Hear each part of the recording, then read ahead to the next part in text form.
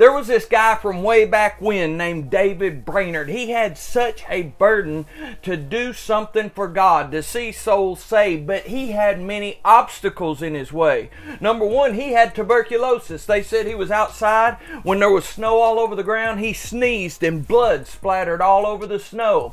But one day he was up in his room and people were walking on the streets and they didn't care anything about God. They didn't care anything about eternity. He went downstairs, and with such a burden on his heart, he fell down on his hands and knees and began to pray right there in the snow. And after a little while, there was a melted part of snow all around him because the fire of God fell and people got saved and delivered, and they had a move of God all because of David Brainard. And you take a look at that man and you may say, well, Chaplain Reese, they don't make them like that anymore.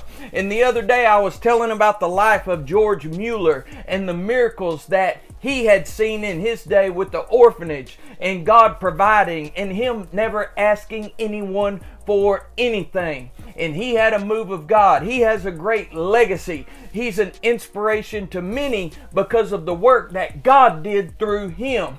You may say, Chaplain Reese, they don't make them like that anymore. And I say, yes, they do. Yes, God does still make them like that. And you're looking at one right here. I just wanted to clarify and let you know that I'm not saying that I'm on the same level as these guys. I'm just saying that I have the same potential that they had back then.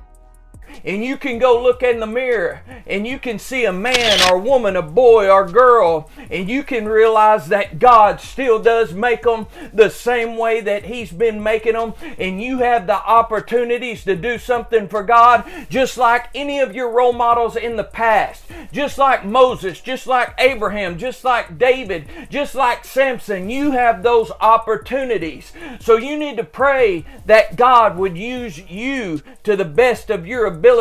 But don't only pray, take steps of faith and make it happen. Amen. That's what these men did, is they took steps of faith, and they didn't just pray about it, they put legs on those prayers. And I guarantee you that God's still making them the same way, and if He did it for them, He can do it for you too.